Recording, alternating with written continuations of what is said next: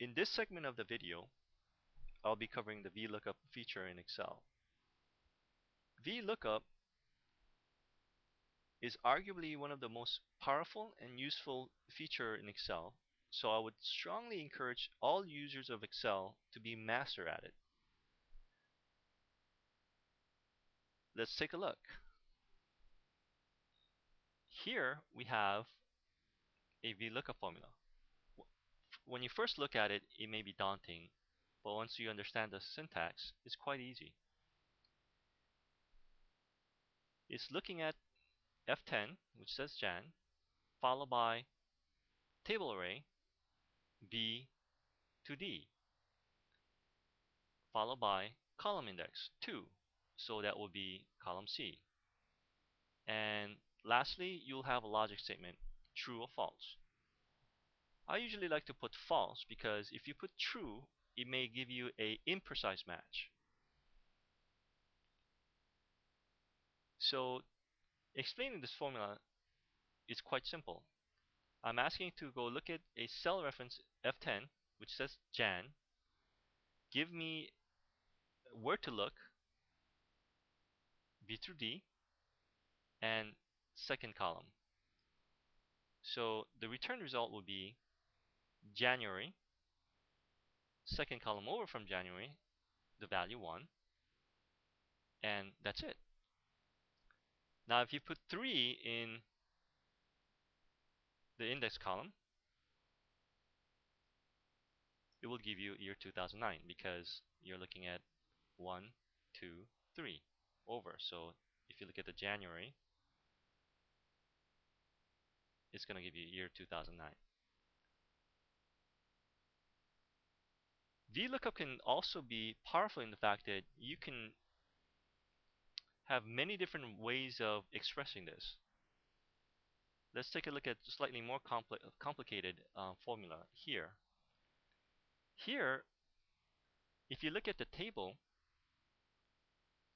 there's January 2009 and there's also January 2010.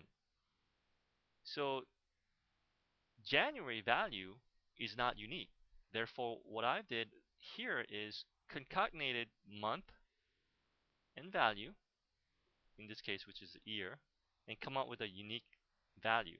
So you have January 2009 and January 2010. So if you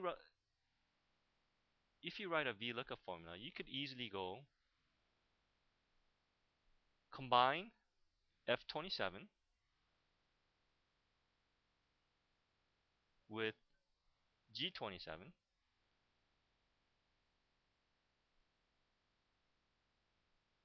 which are these two cells, to create my unique lookup value, which will be January 10 down here.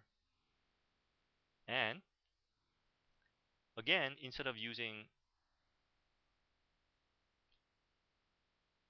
cell reference, I'm looking at table 2. And table 2 in this case is this data table. And I'm asking it to look at the fourth column index number. In this case, it would be column D, and give me a precise match. So January 2010, my forecast number is 20. You can have multiple concatenation of values to create unique value in absence of one. Now, one thing to be mindful is that you want to be looking at a value that's going to be unique. If it's not unique, for instance, if you write a VLOOKUP formula only looking at the month, it would find the first match. So in this case, if you want to look at January, it will return the value of 10 because that's the first January it finds. Now, if you want to refine the search to include the year, which is what I did here, then you will get a value of 20. So let's test that theory.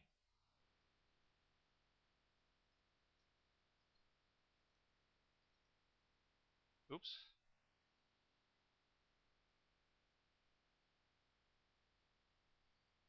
I have to change the range to only include these section here. Not quite. Oh, here. That can't be 4, it has to be 3. There we go.